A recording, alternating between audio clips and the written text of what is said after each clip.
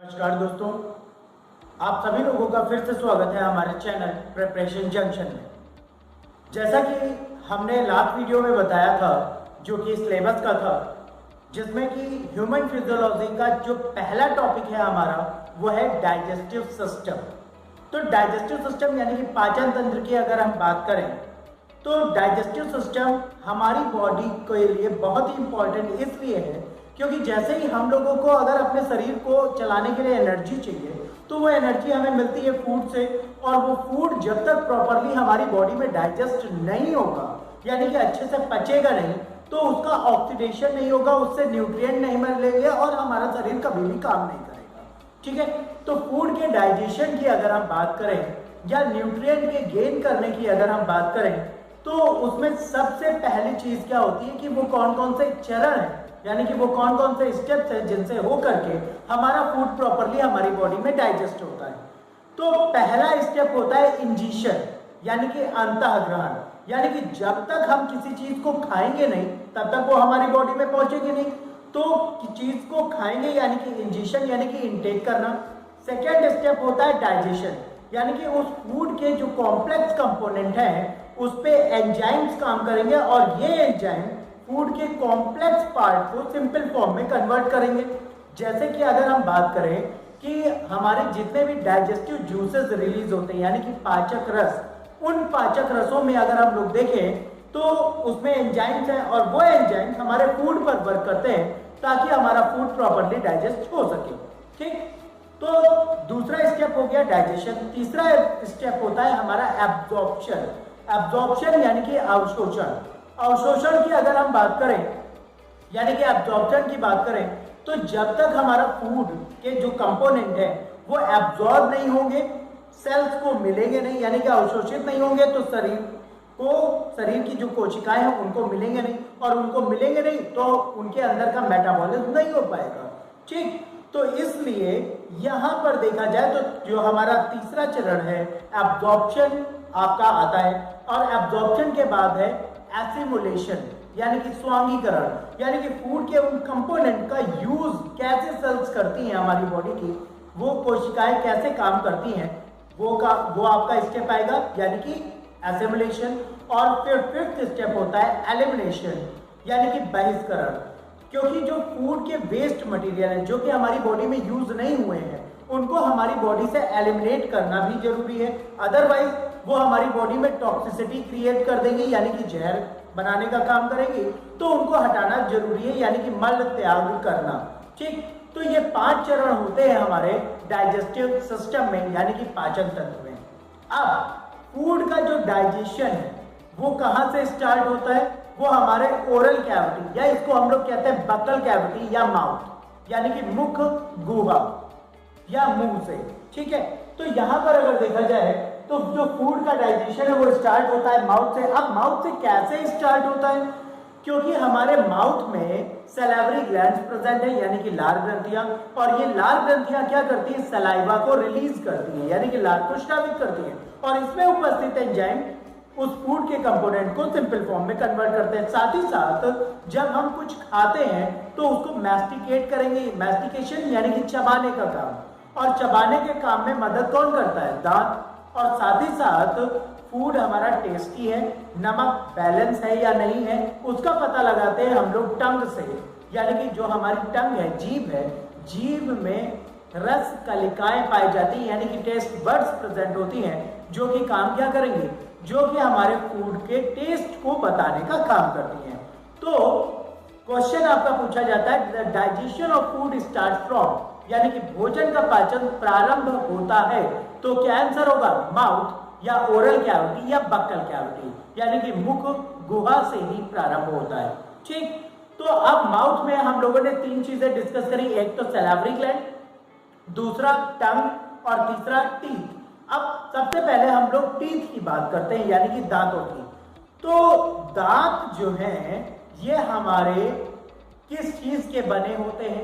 इसमें जो major component है, यानी कि जो ज्यादा मात्रा में है, एक तो कैल्शियम और दूसरा फास्फोरस, यही कॉम्बिनेशन सबसे ज्यादा होता है। ठीक, अब दूसरी चीज अगर देखा जाए तो दांत से रिलेटेड एक क्वेश्चन और पूछा जाता है, वो ये कि the hardest component of the body, यानी कि शरीर का सबसे कठोर पदार्थ क्या होता है? तो आंसर क्या होगा आपका? इनेमल।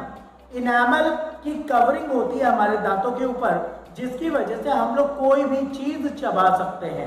जैसे आप लोग कभी खाना खाते हो तो उसमें बीच में कंकड़ अगर आ जाता है तो वो पिस जाता है। ठीक है, कभी भी ऐसा नहीं होता, अगर बहुत बड़ा पत्थर नहीं है, छोटा कंकड़ है, तो वो पिस जाता है, और लेकिन आपके दांतों को कोई नुकसान नहीं होता। किसकी वजह से? इनेमल के कारण। ठीक, तो अब इनेमल की बात हो गई, जो कि hardest component of the body है। साथ ही साथ अगर हम लोग देखें तो दांतों में जो हमारा डेंटल फॉर्मूला है, यानी कि दंत सूत्र, उसकी अगर हम बात करें तो एक वयस्क मनुष्य के शरीर में 32 दांत उपस्थित होते हैं, यानी कि 32 टीथ प्रेजेंट होते हैं। और इनमें भी अगर हम लोग देखें तो ये जो दांत है ये हमारे जबड़े से, यानी कि जो हमारी जो लोअर जॉ की बोन है, यानी कि निचले जबड़े की हड्डी है, जिसको हम लोग कहते हैं मैंडिबल, और मैंडिबल से ये दांत आपके धंसे होते हैं, उसमें जुड़े होते हैं, जो कि निचला जबड़ा है। ठीक, अब हम लोग अगर देखें दांतों की अगर हम बात करें तो हम लोगों में 4 तरीके के दांत पाए जाते हैं, यानी कि ह्यूमंस में 4 टाइप्स के टीथ प्रेजेंट होते हैं। और इनमें अगर देखा जाए तो ये आपका है 2 1 2 3।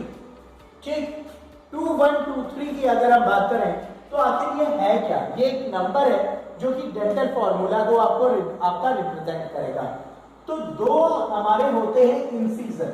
इंसीजर यानी कि कृंतक, जो कि हमारे फ्रंट के टीथ है, जिनका काम है फूड को कट करना। आप लोग कोई भी चीज खाते हो, ब्रेड खाते हो, चपाती खाते हो, रोटी खाते हो, कोई फ्रूट खाते हो, तो उसको बाइट करते हो, काटते हो, और जब काट रहे हो तो वो फ्रंट के ही टीथ काम आएंगे, और इनका नाम है इंसीजर यानी कि कृंतक। और इनकी जो ऊपरी या निचले जबड़े के आधे भाग को देखें, अगर हम लोग देखें हमारे जबड़े के 4 पार्ट हैं। कैसे? एक तो आपका अपर राइट और अपर लेफ्ट 2 पार्ट हो गए, और वहीं लोअर राइट और लोअर लेफ्ट, यानी कि ऊपरी दाहिना और ऊपरी बायां, और निचला दाहिना और निचला बायां।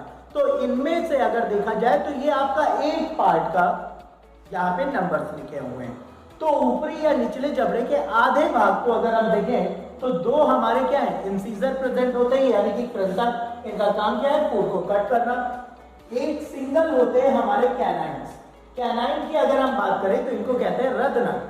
तो रदनक में अगर देखा जाए इनका काम होता है फूड को टीयर करना। जो आपके इंसीजर है, इनके बगल में आप देखिए कि नुकीले दांत हैं। जितने भी कार्निवोरस एनिमल्स को आप देखेंगे, यानी कि मांसभक्षी जीवों को देखेंगे, तो उनमें कैनाइन्स ज्यादा लंबे निकले होते हैं। जैसे आप लॉयन को देखिए, डॉग को देखिए, या आप लेपर्ड या कैट को देख लीजिए, तो जितने भी मांसभक्षी जीव हैं, या बियर को देख लीजिए, तो वो सभी क्या करते हैं? उनके कैनाइन्स ज्यादा लंबे निकले होते हैं, ताकि वो फूड को फाड़ सके, टीयर कर सके, चीर फाड़ कर सके। ठीक है, तो आपका एक क्या हो गया? कैनाइन। फिर उसके बाद आपका क्या है? 2 आपके होते हैं प्री मोलर। प्री मोलर यानी कि अग्र चवंडक। इनका काम होता है भोजन को छोटे पीसों में तोड़ देना, यानी कि स्मॉल पीसेस में। और 3 आपके क्या है? 3 है यहाँ पर मोलर्स। मोलर यानी कि चवंडक। और चवंडक की बात करें, इनका काम होता है भोजन को चबाना, यानी कि फूड को पूरी तरीके से मैश कर देना, लुगदी में कन्वर्ट कर देना। ठीक है, तो ये 4 तरीके के आपके दांत हैं, incisor, canine, premolar and molar, यानी कि कृंतक, रदनक, अग्र चवर्णक और चवर्णक। ठीक, और इन चारों का काम अलग अलग है। लेकिन यहां पर अगर देखा जाए तो ये ऊपरी और निचले जबड़े का आधा भाग है। इन सभी को जोड़ करके आप मल्टीप्लाइड बाई 4 कर दीजिए तो आपके आ जाएंगे 32 टीथ, जो कि एक वयस्क मनुष्य में दांतों की संख्या होती है। अब दांतों से रिलेटेड जो आपके क्वेश्चंस पूछे जाते हैं, हम लोग उनकी बात करें तो दांतों से रिलेटेड जो क्वेश्चंस है, एक तो हो गया आपका hardest component of the body, तो इनेमल, जिसकी आपके दांतों के ऊपर कवरिंग होती है। दूसरा क्वेश्चन हमने आप लोगों को बताया कि दांत किस चीज के बने होते हैं, तो कैल्शियम और फास्फोरस, और ज्यादा पार्ट किसका होता है, कैल्शियम का। इसके बाद हम लोग देखें तो नंबर ऑफ विजडम टीथ, अक्ल दाढ़ की संख्या, जो कि एक वयस्क अवस्था में आने के बाद लोगों के निकलते हैं, जो कि सबसे आखिरी दांत है, और इनकी संख्या होती है 4। ठीक है, तो 4 दांत हमारे आते हैं विजडम टीथ में, यानी कि अक्ल दाढ़ में। ठीक, दूसरा क्वेश्चन पूछा जाता है which type of teeth are absent in kids, बच्चों में कौन से दांत अनुपस्थित होते हैं। तो आंसर क्या होगा, कौन से दांत अनुपस्थित हैं, तो बच्चों में प्रीमोलर्स, प्रीमोलर यानी कि अग्र चवर्णक अनुपस्थित होते हैं। ठीक है, premolars are not present in kids, यानी कि अग्र चवर्णक बच्चों में अनुपस्थित है। ठीक है, तो जब अग्र चवर्णक अनुपस्थित है तो बच्चों में दांतों की कुल संख्या कितनी हो गई, तो आंसर होगा 20। ठीक है, 20 दांत बच्चों में होते हैं और वयस्कों में 32।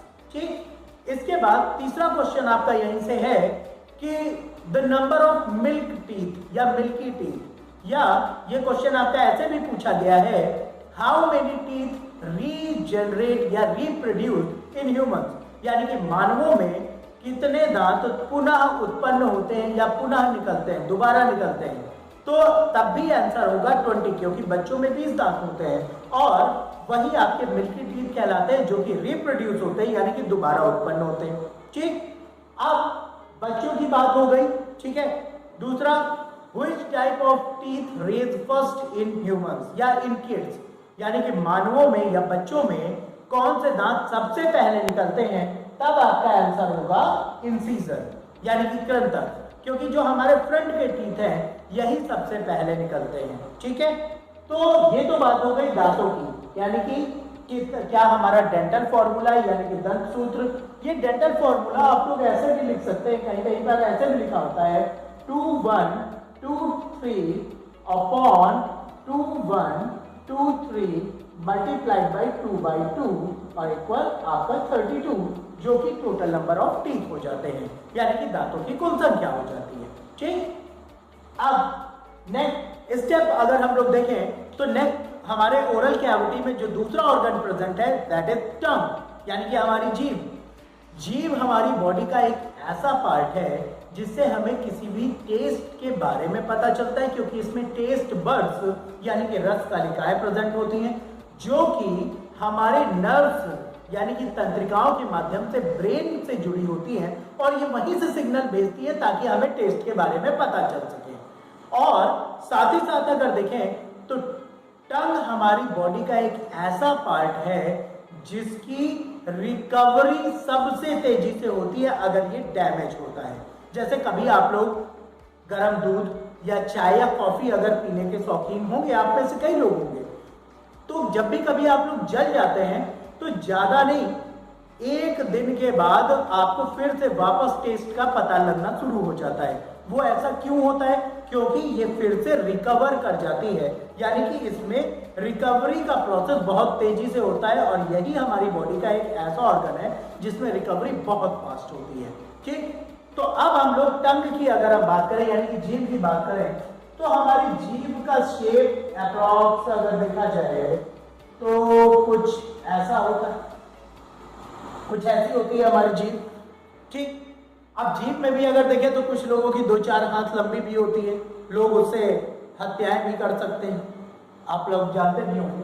खैर ये गलत चीज है। तो यहाँ पर अगर हम जीभ की बात करें तो यहाँ से जो क्वेश्चन पूछा जाता है टंग से आपका, वो ये कि कौन सा टेस्ट हमें टंग के किस पार्ट से पता चलता है। तो जो स्वीट टेस्ट की बड्स है, यानी कि मीठे टेस्ट की, मीठे स्वाद, जो हमें मीठा स्वाद पता चलता है वो कहां से पता चलता है, वो हमें फ्रंट से पता चलता है, यानी कि जीभ के अगले भाग से, फ्रंट से। ठीक, उसके बाद सेकेंड स्टेप है आपका, सेकेंड टेस्ट है श्योर टेस्ट, यानी कि खट्टा। ठीक है। स्वीट टेस्ट यानी कि मीठा स्वाद जो है ये हमें फ्रंट से पता चलता है। खट्टे स्वाद की अगर हम बात करें तो जो हमें खट्टा स्वाद पता चलता है ये दोनों साइड से पता चलता है, ठीक है। तो शोर टेस्ट की बड्स कहां पर प्रेजेंट होती हैं? वो दोनों साइड से, ठीक है, ठीक है। अब उसके बाद अगर खाने में नमक नहीं है तो हमें पता कहां से चलेगा? यानी कि सॉल्टी टेस्ट। सॉल्टी टेस्ट हमें पता चलता है मिडिल से, ठीक है। कहां से? सॉल्टी टेस्ट यानी कि नमकीन स्वाद, ये हमें कहां से पता चलता है? मिडिल से। अब इसके बाद जो चौथा टेस्ट हमारा बचता है वो कौन सा है? बिटर। बिटर यानी कि तीखा, ठीक है। बिटर यानी कि तीखा स्वाद। तो जो तीखा स्वाद है ये हमें कहां से पता चलता है? ये टंग के बैक साइड से पता चलता है, यानी कि जीभ के पिछले हिस्से से ये हमें पता चलेगा, ठीक। तो जीभ में मीठा आगे से, खट्टा दोनों साइड से, नमकीन बीच के पार्ट से और तीखा आपका बैक साइड से या इंड के पोर्शन से, ठीक है। तो ये तो बात हो गई आपके टंग की। अब जो कहा जाता है क्वेश्चन, जो आपका एक पॉइंट है फूड का डाइजेशन यानी कि भोजन का पाचन कहां से शुरू होता है? बताया भी हमने आपको, माउथ से। तो अब माउथ से कैसे हो रहा है? क्यों? क्योंकि माउथ में आपकी क्या प्रेजेंट होती है? सैलिवरी ग्लैंड्स यानी कि लार ग्रंथियां। हम लोगों में 3 सैलिवरी ग्लैंड्स प्रेजेंट होती हैं, 3 टाइप की। एक तो कहलाती है सबलिंगुअल ग्लैंड, ठीक। सबलिंगुअल ग्लैंड जो कि हमारी माउथ में जो टंग प्रेजेंट है यानी कि जीभ, इसके ठीक नीचे प्रेजेंट होती है। और टोटल सलाइवा का 60% सलाइवा यानी कि 60% लार हमारी सबलिंगुअल ग्लैंड से ही प्रोड्यूस होता है, ठीक है। तो एक तो हो गई सबलिंगुअल ग्लैंड, दूसरी होती है सब मैंडिबुलर ग्लैंड। अब देखिए मैंडिबुलर आ रहा है और हमारा लोअर जॉ क्या कहलाता है? मैंडिबल। तो मैंडिबल में से रिलेट कर रहा है मैंडिबुलर, यानी कि जो सब मैंडिबुलर ग्लैंड है ये भी कहां प्रेजेंट होगी? ये भी टंग के नीचे ही प्रेजेंट होगी, ठीक। और तीसरी होती है पैरोटिड ग्लैंड, और ये पैरोटिड ग्लैंड कहां प्रेजेंट होती हैं? इनकी बात करें तो ये तालू के बैक साइड में, यानी कि जो हमारा ऊपरी जबड़ा है इसके बैक साइड में ये प्रेजेंट होती है और वहां से ये सलाइवा को रिलीज करती है, ठीक है। तो सलाइवा रिलीज हो रहा है। अब जब भी कभी आप लोग रोटी को या ब्रेड को ज्यादा देर तक चबाइए तो वो कुछ देर के बाद मीठी लगना शुरू हो जाती है। ऐसा क्यों? क्योंकि हमारे सलाइवा में जो एंजाइम प्रेजेंट है टाइलिन, ठीक है। कौन सा एंजाइम प्रेजेंट है सलाइवा में? सलाइवा में जो एंजाइम प्रेजेंट है उसका नाम क्या है? टाइलिन। तो टाइलिन एंजाइम जो है ये काम क्या करता है? ये हमारे फूड में जो कार्बोहाइड्रेट है, कार्बोहाइड्रेट जो कि आपका किसमें आता है? पॉलीसैकेराइड में आता है, यानी कि शर्करा का बहुलक है। इसको ये सिंपल शुगर में कन्वर्ट करता है, यानी कि माल्टोज में कन्वर्ट करता है, ठीक है। तो कार्बोहाइड्रेट को किसमें बदल रहा है टाइलिन एंजाइम?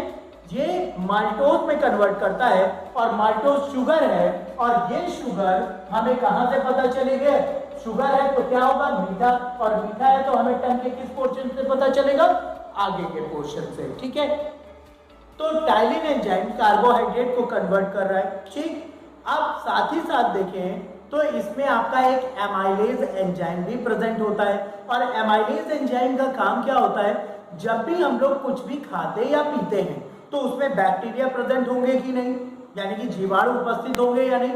आप कितना भी पका हुआ अच्छे से साफ सुथरा खाइए, आपका जो पर्यावरण है, पर्यावरण यानी कि एनवायरमेंट है, उसमें माइक्रोब्स प्रेजेंट है और वो हमारे माउथ में पहुंचेंगे ही पहुंचेंगे। और जब ये माइक्रोब्स अगर पहुंच रहे हैं तो ये क्या करेंगे?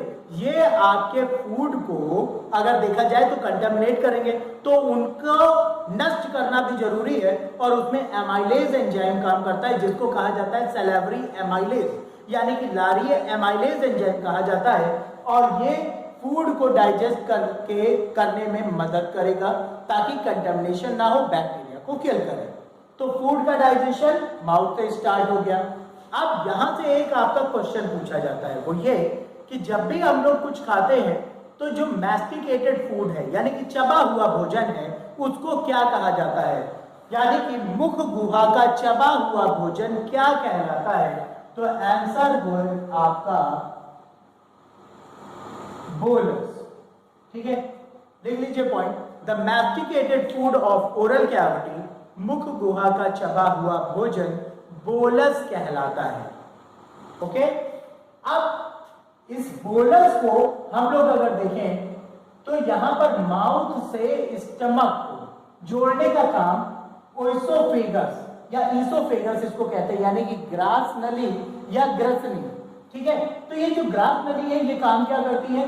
ये सिर्फ और सिर्फ ये जे शेप का पाइप होता है, जे की आकृति का है, जो कि माउथ को स्टमक से कनेक्ट करने का काम कर रहा है, और इसमें कोई भी डाइजेशन नहीं होता। इस पॉइंट को नोट कर लीजिए कि जो हमारा इसोफेगस है इसमें फूड का कोई भी डाइजेशन नहीं होता है। ठीक, अब ये फूड फिसलता हुआ आता है। अब ये फिसलेगा कैसे? जैसे अगर हम लोग देखें यहां पर, तो ये हमारा पाइप है और इसमें ये फूड है। अब ये फूड जो है, फूड पार्टिकल्स है, ये कैसे आगे जाएंगे? क्योंकि हमारे जो इसोफेगस है इसमें कॉन्ट्रैक्शन और रिलैक्सेशन यानी कि संकुचन और अकुंचन की प्रक्रिया होती है, जिसकी वजह से फूड फिसलता हुआ आ जाता है आपके स्टमक में, और इसमें कोई भी डाइजेस्टिव जूस रिलीज नहीं होता। ठीक, अब इसके बाद फूड जब आ गया आपका स्टमक में, तो स्टमक में अगर देखा जाए तो यहां पर ये फिसलेगा, स्टमक में आएगा तो ये फिसलेगा कब? जब ये इसमें सलाइवा अच्छे से मिक्स हो जाएगा। ठीक, अब दूसरा क्वेश्चन सलाइवा से एक और है, वो ये द पीएच ऑफ सलाइवा, यानी कि लार का पीएच मान कितना होता है? तो द पीएच ऑफ सलाइवा, लार का पीएच मान होता है 6.8 to 7.2, यानी कि 6.8 से 7.2, ये लार का हमारा क्या है? पीएच मान होता है। ठीक, अब यहीं पर अगर देखा जाए तो फूड आपका आ गया कहां पर? स्टमक में। अब स्टमक में अगर हम लोग देखें तो स्टमक में रिलीज होता है गैस्ट्रिन या गैस्ट्रिक जूस। ठीक है, क्या रिलीज होता है? गैस्ट्रिन या गैस्ट्रिक जूस, यानी कि जठर रस। ठीक है, अब जठर रस की अगर हम बात करें, यानी कि जो हमारा गैस्ट्रिन है, इसकी अगर हम बात करें तो ये जो जठर रस है ये काम क्या करेगा? यहां पर इसमें भी कई सारे एंजाइम्स प्रेजेंट होते हैं, और ये एंजाइम्स काम क्या करते हैं? ये फूड को डाइजेस्ट करते हैं। ठीक, अब गैस्ट्रिन का यानी कि जो गैस्ट्रिक जूस है इसकी पीएच वैल्यू पूछी जाती है, और इसका पीएच होता है गैस्ट्रिक जूस का 0.9 to 1.5। ठीक है, 0.9 से 1.5, मतलब ये हाईली एसिडिक है। इतना एसिडिक है कि अगर आप जो आपका ब्लेड है, ब्लेड को आप अगर गैस्ट्रिक जूस में रख दीजिए तो वो गल जाएगा, खत्म हो जाएगा। ठीक है, इतना हाईली एसिडिक होता है। और क्यों होता है? क्योंकि हमारे गैस्ट्रिक जूस में क्या प्रेजेंट है? HCl, यानी कि हाइड्रोक्लोरिक एसिड। क्योंकि जो बैक्टीरिया हमारे माउथ में खत्म होने से बच गए हैं, ये कहाँ आएंगे? स्टमक में आएंगे, और उनको नष्ट करेगा कौन? HCl। तो HCl का काम एक तो बैक्टीरिया नष्ट कर रहा है, और साथ ही साथ अगर देखें तो बैक्टीरिया को नष्ट करने के साथ साथ इसका काम क्या है? भोजन को सड़ने से बचाना। क्योंकि अगर बैक्टीरिया नहीं रहेंगे तो फूड कभी भी कंटामिनेट नहीं होगा, यानी कि खराब नहीं होगा। ठीक, अब HCl इसमें प्रेजेंट है। HCl के साथ साथ अगर देखें तो इसमें कुछ एंजाइम भी प्रेजेंट होते हैं। अब उन एंजाइम्स में अगर देखा जाए तो ये एंजाइम्स प्रोटीन को पचाने का काम करते हैं। ठीक है, तो प्रोटीन की अगर हम बात करें तो प्रोटीन हमारा क्या है? अमाइनो एसिड से मिलकर के बना होता है।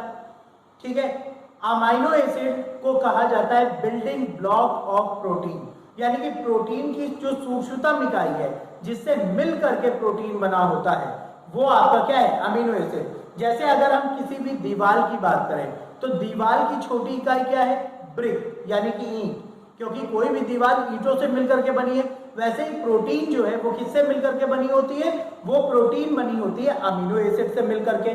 ठीक, तो प्रोटीन का डाइजेशन कहाँ स्टार्ट होता है? तो हमेशा आंसर होगा आपका स्टमक। और फूड का डाइजेशन कहां से स्टार्ट होता है, तो हमेशा आंसर होगा माउथ। ठीक, अब यहीं पर हम लोग देखें तो जो प्रोटीन को डाइजेस्ट करते हैं वो एंजाइम्स कौन से हैं, तो एक तो है आपका पैप्सिन। पैप्सिन एंजाइम ये फूड प्रोटीन यानी कि जो हमारे भोजन की प्रोटीन है उसको पेप्टोन और पॉलीपेप्टाइड में बदल देती है। ठीक है, यानी कि प्रोटीन का डाइजेशन स्टार्ट हो गया। और साथ ही साथ यहाँ पर एक दूसरा एंजाइम होता है जिसको हम लोग कहते हैं रेनिन। रेनिन की अगर हम बात करें तो इंग्लिश और हिंदी में पैप्सिन और रेनिन ही कहा जाएगा क्योंकि ये नाम है। रेनिन एंजाइम क्या करता है, ये मिल्क की प्रोटीन यानी कि दूध में जो प्रोटीन होती है उसको सॉलिडिफाई कर देता है यानी कि ठोस अवस्था में बदल देता है। ठीक है, तो अब यहां पर एक क्वेश्चन और बना जो कि आपका बहुत ही इंपॉर्टेंट है, which protein is present in milk, यानी कि दूध में कौन सी प्रोटीन पाई जाती है, तो आंसर क्या होगा, केसीन प्रोटीन। ठीक है, the protein which is present in milk that is casein. ठीक है, अब केसीन प्रोटीन का सॉलिडिफिकेशन का मतलब क्या है कि आप कितना भी दूध पीजिए वो स्टमक में जाकर के, आमाशय में जाकर के पनीर में ही कन्वर्ट होना है, क्योंकि प्रोटीन का जो सॉलिड फॉर्म है मिल्क की प्रोटीन का वो आपका पनीर ही तो। ठीक है, क्लियर। तो मिल्क प्रोटीन को कन्वर्ट सॉलिडिफाई कौन कर रहा है, रेनिन, और फूड की प्रोटीन को डाइजेस्ट कौन कर रहा है, पैप्सिन। तो प्रोटीन का डाइजेशन कहाँ स्टार्ट हुआ, स्टमक में। अब जब भी हम लोग कुछ खाते हैं तो वो खाना हमारा 3 से 4 घंटे तक स्टमक में रहता है, और स्टमक में अगर हम लोग देखें तो 3 से 4 घंटे तक तो है, और यहाँ पर प्रोसेस क्या चलता है, कॉन्ट्रैक्शन रिलैक्सेशन का, यानी कि एक तरफ संकुचित हुआ दूसरी तरफ अकुंचित, दूसरी तरफ संकुचित हुआ तो पहली तरफ अकुंचित होगा। तो इसकी वजह से फूड जो है ये अच्छे से डाइजेस्टिव जूस यानी कि गैस्ट्रिक जूस में मिक्स हो जाता है, और जो हमारा बोलस था ये बोलस कन्वर्ट किस में हो जाता है, ये बोलस कन्वर्ट हो जाता है काइम में। ठीक है, तो यहां पर देखा जाए the mixed food of stomach यानी कि आमाशय का मिश्रित भोजन क्या कहलाता है, तो आंसर क्या होगा आपका, काइम। ठीक है, आमाशय का मिश्रित भोजन काइम कहलाता है, the mixed food of stomach is crime. ठीक, अब डिपेंड करता है, ऐसा नहीं है कि जो भी चीज हम लोग खाते हैं वो 3 से 4 घंटे तक स्टमक में रहेगी ही रहेगी, नहीं। जैसे हमने फ्रूट जूस कंज्यूम किया यानी कि फलों का रस, तो वो 15 से 20 मिनट तक रहता है। हमने फ्रूट्स खाए तो 30 to 40 मिनट यानी कि 30 मिनट से 40 मिनट तक स्टमक में रहते हैं, फिर आगे बढ़ जाते हैं।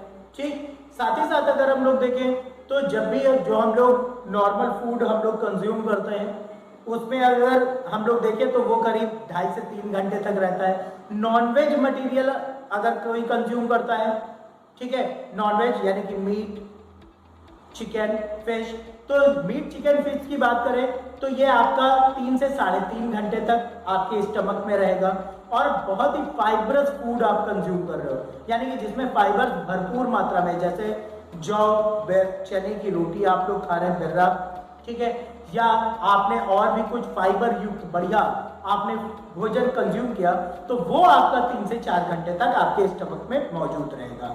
ठीक है, तो डिपेंड करता है कि आप खा क्या रहे हो। ठीक, तो ये जो काइम में कन्वर्ट होगा वो आपका स्टमक में ही कन्वर्ट होगा। अब फिर इसके बाद फूड आपका आएगा कहां पर, हमारे जो एलिमेंट्री कैनाल है, आहार नाल है, उसके अगले पार्ट स्मॉल इंटेस्टाइन यानी कि छोटी आंत में।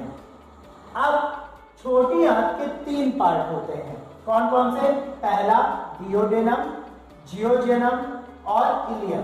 ठीक है, इसको कहा जाता है ग्रहणी, डियोडेनम या ग्रहणी। अब ग्रहणी या डियोडेनम की बात करें इसको हम लोग क्या कहते हैं, ग्रहणी। ठीक है, क्या कहा जाता है, ग्रहणी कहा जाता है। अब ग्रहणी का बहुत ही इंपॉर्टेंट रोल है। क्यों इंपॉर्टेंट रोल है, एक तो पहली चीज तो जो इसमें गैस्ट्रिक जूस है जिसका पीएच हाईली एसिडिक है, यहीं पर आपका क्या होगा, ये बेसिक में कन्वर्ट होगा। साथ ही साथ कई सारे हार्मोन्स भी हमारे रिस्पॉन्सिबल होते हैं जो कि हमारे डाइजेस्टिव जूसेस को यही डियोडेनम में ही फूड में मिलवाते हैं ताकि हमारा फूड अच्छे से डाइजेस्ट हो सके। तो यहाँ पर देखें तो जो पहला the largest gland of the body, यानी कि हमारे शरीर की जो सबसे बड़ी ग्रंथि है वो कौन सी है? लिवर। और लिवर की अगर हम बात करें तो लिवर हमारा दो पार्ट में होता है, और इसमें अगर देखें तो जो सेपरेशन करता है इस जो आपका यहाँ पर एक लिगामेंट है जिसको हम लोग कहते हैं फैल्सीफेरम लिगामेंट। ठीक है, क्या कहा जाता है? Falciparum ligament. तो ये क्या करता है? ये लिवर को दो पार्ट में बांटता है। अब दूसरा क्वेश्चन लिवर से रिलेटेड आप एक और लिखिए कि लिवर हमारी बॉडी का एक ऐसा ऑर्गन है जिसके अंदर रीजनरेशन की प्रोसेस होती है, यानी कि पुनः जनन की क्षमता पाई जाती है, रीजनरेशन की टेंडेंसी। मतलब कि अगर इसका कोई पार्ट डैमेज हो गया तो डैमेज होने के बाद ये फिर से अपने आप बन भी जाएगा। ठीक है, जैसे स्किन हील हो जाती है वैसे ही हमारा लिवर भी हील हो जाता है। ठीक, तो अब तो ये तो बात हो गई लिवर की। अब लिवर में अगर देखा जाए स्टडी ऑफ लिवर, यानी कि यकृत का अध्ययन क्या कहलाता है? तो यकृत का अध्ययन की अगर हम बात करें तो जो हमारा यकृत है इसकी अगर बात की जाए तो यकृत का अध्ययन कहलाता है हिपैटोलॉजी। अब यहां पर देखें तो लिवर में क्या बनता है? तो आंसर आपका है बाइल जूस। लिवर किसको सिंथेसाइज करता है? पित्त रस को स्रावित करता है या बनाता है। ठीक है, तो क्वेश्चन आपके यहां पर दो बनते हैं लिवर से रिलेटेड। क्या? The bile juice is synthesised from, पित्त रस किसके द्वारा बनाया जाता है? तो आंसर आपका क्या होगा? लिवर होगा। ठीक, bile juice is released from, पित्त रस का श्रावण कहां से होता है? तो आंसर होगा गॉल ब्लैडर। गॉल ब्लैडर यानी कि पित्ताशय इसको कहा जाता है। ठीक है, तो अब यहां पर देखा जाए रिलीज होगा गॉल ब्लैडर से, और साथ ही साथ अगर देखें बन कहां रहा है? तो बन रहा है आपका लिवर में। लिवर से ये जो आपका गॉल ब्लैडर के लिए एक डक्ट जुड़ी हुई है जिसको कहा जाता है हिपैटिक डक्ट। ठीक है, और हिपैटिक डक्ट की बात करें तो इसके थ्रू ये गॉल ब्लैडर में कलेक्ट हो जाता है आपका बाइल जूस, और स्पेसिफिक अमाउंट में, जरूरी मात्रा में ये यहीं पर डियोडेनम में ही आपके भोजन में मिल जाता है। ठीक, अब the pH of bile juice, यानी कि पित्त रस का पीएच मान 7.6 to 7.8, 7.6 से 7.8 इसका पीएच मान होता है, यानी कि बेसिक होता है, क्षारीय होता है, जो कि भोजन के अम्लीय माध्यम, जो कि किसकी वजह से? गैस्ट्रिन की वजह से, यानी कि जठर रस के कारण है, ये उसको क्षारीय में बदल देता है। ठीक है, गॉल ब्लैडर के बारे में सुना होगा आप लोगों ने, स्टोन से रिलेटेड, यानी कि पथरी से संबंधित। यहां पर देखा जाए तो इस समय पर इस सिनेरियो में देखें तो ह्यूमंस में या तो किडनी स्टोन होता है या तो गॉल ब्लैडर स्टोन होता है। अगर किडनी यानी कि वृक्क में अगर स्टोन की प्रॉब्लम होती है तो वो ट्रीटमेंट के माध्यम से वो आपका यूरिन के थ्रू, जो आपका एक्सक्रीटरी सिस्टम है उसके थ्रू बॉडी से एलिमिनेट भी हो जाती है, या वाया सर्जरी उसको हटाया जाता है। ठीक, वहीं दूसरा जो गॉल ब्लैडर स्टोन हो जाता है, यानी कि पित्ताशय में पथरी हो जाती है, तो ये विदाउट सर्जरी इसको रिमूव नहीं किया जा सकता और उसमें पूरे गॉल ब्लैडर को ही हटा दिया जाता है। अब यहां से जो क्वेश्चन बनता है कि स्टोन जो पथरी है ये केमिकली किस नाम से जानते हैं, यानी कि रासायनिक रूप से हम लोग इसको किस नाम से जानते हैं? तो टमाटर में कौन सा अम्ल पाया जाता है? ऑक्सैलिक एसिड, टमाटर के बीजों। ठीक है, और वही जब कैल्शियम से रिएक्ट करके बनाता है कैल्शियम ऑक्जिलेट। क्या बनाता है? कैल्शियम ऑक्जिलेट, और यही है आपकी पथरी जो कि हो जाती है। ठीक है, ऐसा नहीं है कि जो हम लोग खाने में कंकड़ पत्थर गए वो जम जाते हैं, ऐसा बिल्कुल नहीं होता। ठीक है, तो जहां पर स्टोन की बात हो गई तो बाइल जूस लिवर में बन रहा है और रिलीज हो रहा है गॉल ब्लैडर से। इसके अलावा यहीं पर बगल में हमारा जुड़ा हुआ है पैंक्रियाज, यानी कि अग्नाशय। और पैंक्रियाज की बात करें तो पैंक्रियाज से रिलीज होता है पैंक्रियाटिक जूस, यानी कि अग्नाशयी रस, और इससे आपका ये भी फूड में ही मिल जाता है। ठीक, पैंक्रियाटिक जूस की बात करें तो इसमें भी कई सारे एंजाइम प्रेजेंट होते हैं। ठीक है, जो कि आपके फूड को सिंप्लीफाई करने में, अभी तक डाइजेशन का प्रोसेस चल रहा है, खाना पच ही रहा है हमारा, ठीक है। तो पैंक्रियाटिक जूस में एंजाइम प्रेजेंट है जो कि फूड को डाइजेस्ट करते हैं। अब यहां से एक और क्वेश्चन है, वो ये कि which digestive juice carries no enzyme, किस पाचक रस में कोई भी एंजाइम उपस्थित नहीं होता? तो आंसर होगा आपका बाइल जूस, यानी कि पित्त रस। पित्त रस में कोई भी एंजाइम उपस्थित नहीं होता है, ठीक है। अब इसके बाद अगर देखें तो यहां से आपका पैंक्रियाटिक जूस मिल गया। अगर पैंक्रियाटिक जूस में ही अगर देखें, पैंक्रियाज से ही रिलीज होता है आपका एक हार्मोन इंसुलिन। अगर इसके लेवल में चेंज आता है तो कैंडिडेट को क्या प्रॉब्लम होती है? वो डायबिटिक हो जाता है, या तो हाइपरग्लाइसीमिया हो जाएगा, यानी कि ब्लड शुगर लेवल बढ़ जाएगा क्योंकि इंसुलिन कम हो गया, या हाइपोग्लाइसीमिया, यानी कि ब्लड शुगर लेवल क्या हुआ? कम हो गया। क्यों? क्योंकि इंसुलिन का अमाउंट ज्यादा हो गया, ठीक है। ये दोनों वाइस वर्सा चलते हैं, इंसुलिन ज्यादा तो ब्लड शुगर लेवल कम, और अगर इंसुलिन कम तो ब्लड शुगर लेवल ज्यादा, ठीक। तो ये तो बात हो गई इंसुलिन के लिए के बिहाफ पर। अब यहीं से हम लोग देखें तो पैंक्रियाज से पैंक्रियाटिक जूस रिलीज हो रहा है जो कि फूड में कहां पर? डियोडेनम में मिल रहा है, और इसके बाद फूड आपका जियोजेनम और इलियम की तरफ पहुंचता है। अब जाकर के फूड जब यहाँ पर डाइजेस्ट हो गया तो शुरू होगा इसका एब्जॉर्प्शन, यानी कि अवशोषण।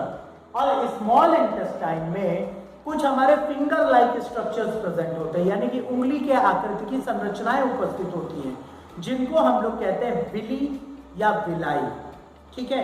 क्या कहा जाता है इनको? विली या विलाई, ठीक है।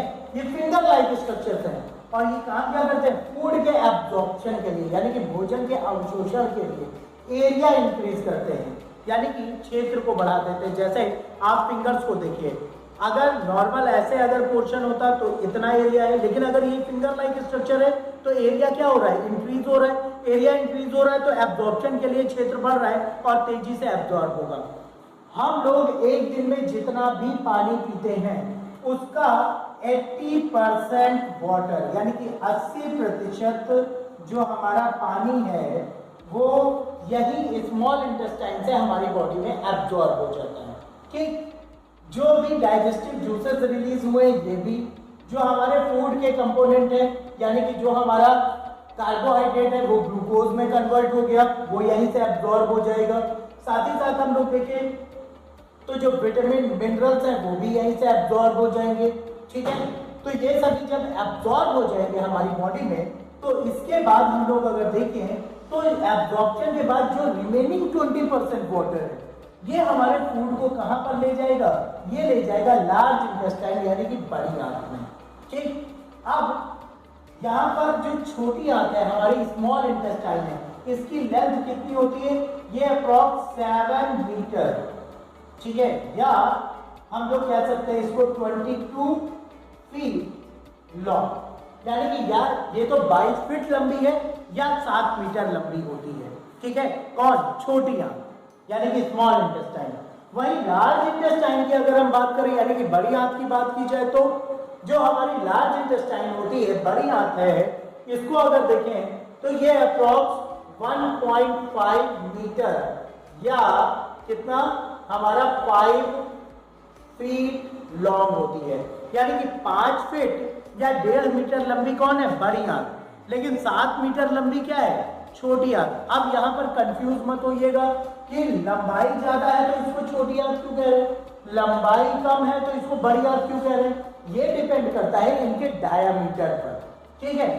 जो हमारी स्मॉल इंटेस्टाइन है, छोटी आंत है, इसका जो डायामीटर होता है, डायामीटर यानी कि इसकी जो मोटाई होती है, ये आपकी होती है 1 इंच, ठीक है, 1 से 1.5 इंच होती है, तो 1 इंच जो कि एवरेज दिया जाता है, ठीक है।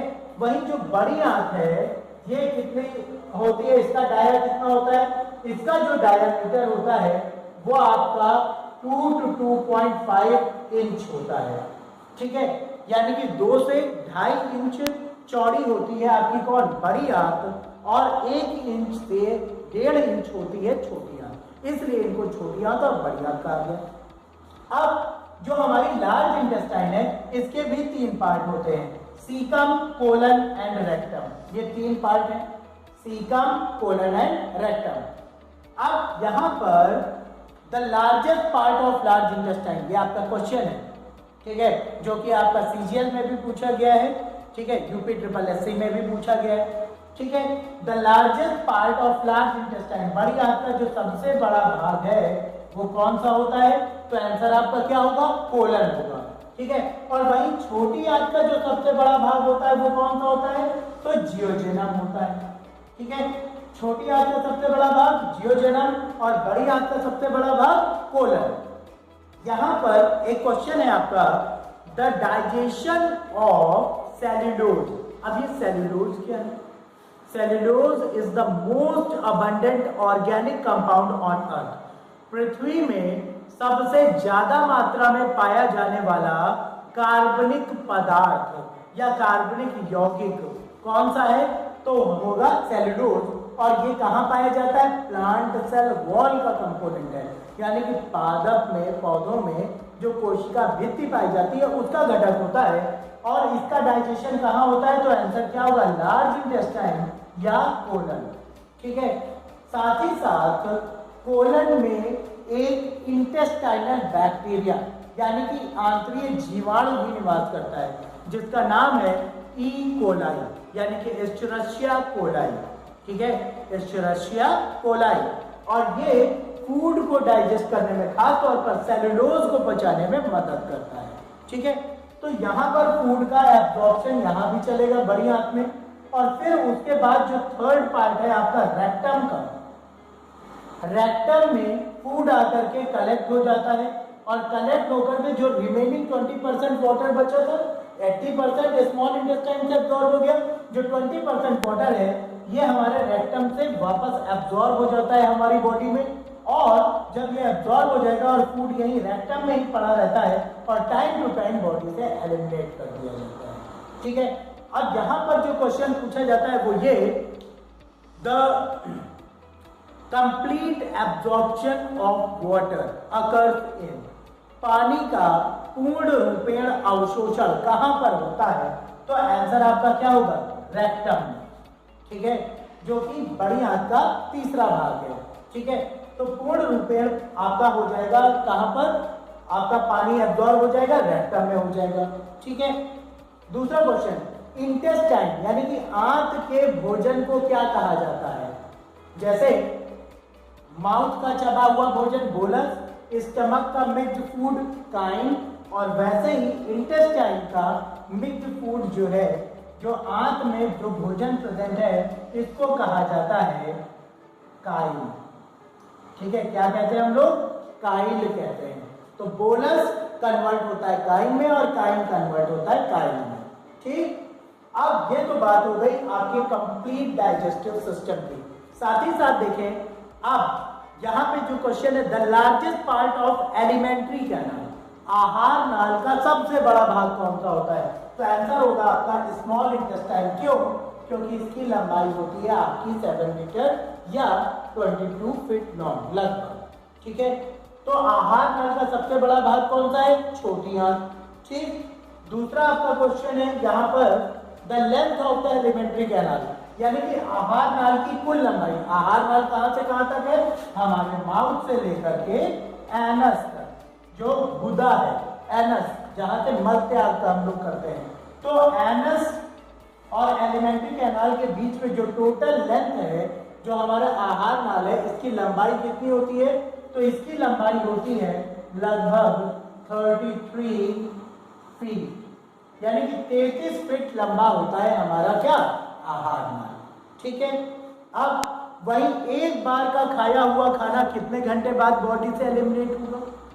तो कंप्लीट अगर देखा जाए तो एक बार का खाया हुआ खाना 36 आवर्स, 36 घंटे बाद एलिमिनेट होगा।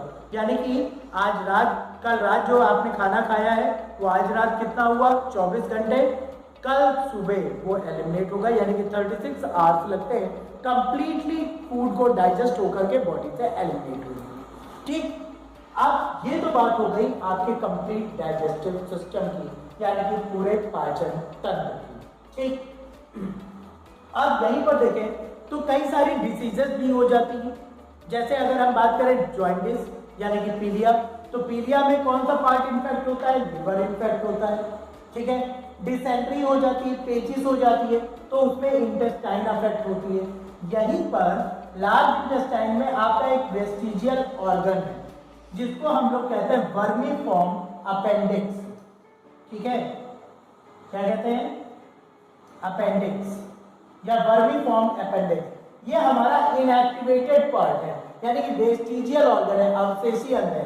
अगर कभी इसकी लेंथ बढ़ जाती है, लंबाई बढ़ जाती है, तो पेड़ों में दर्द होना शुरू हो जाता है और ऑपरेट करके इसको कट करके हटा दिया जाता है, ठीक है। तो अपेंडिक्टिस जो कि डिसीज है, जो कि अपेंडिक्स की लेंथ के इंक्रीज होने के कारण होती है, ठीक है। क्लियर? इसमें लिवर में अगर देखा जाए तो लिवर सोरेसिस भी हो जाता है लोगों को, ठीक है, यानी कि लिवर डैमेज होना शुरू हो जाता है। जो आपकी डिसीज है हेपेटाइटिस, इसमें कौन सा पार्ट, बॉडी पार्ट अफेक्ट होता है? तो आंसर आपका क्या होगा? लिवर होगा। मधुमेह रोग किसके निष्क्रियता के कारण होता है? तो पैंक्रियाज यानी कि अग्नाशय। शुगर की जो प्रॉब्लम है वो पैंक्रियाज के किसके कारण हो रही? इनएक्टिवेशन के कारण या ओवर एक्टिवेशन के कारण होती है, ठीक है। क्लियर? ताकि इंसुलिन के लेवल में चेंज आएगा तो कैंडिडेट डायबिटिक हो जाएगा। क्लियर हो गया? ठीक है। तो ये था हमारा कंप्लीट डाइजेस्टिव सिस्टम। तो चैनल को ज़्यादा से ज़्यादा शेयर करिए, सब्सक्राइब करिए और घर बैठ करके आराम से आप लोग अपने पेपर की तैयारी करते रहिए, ठीक है। धन्यवाद।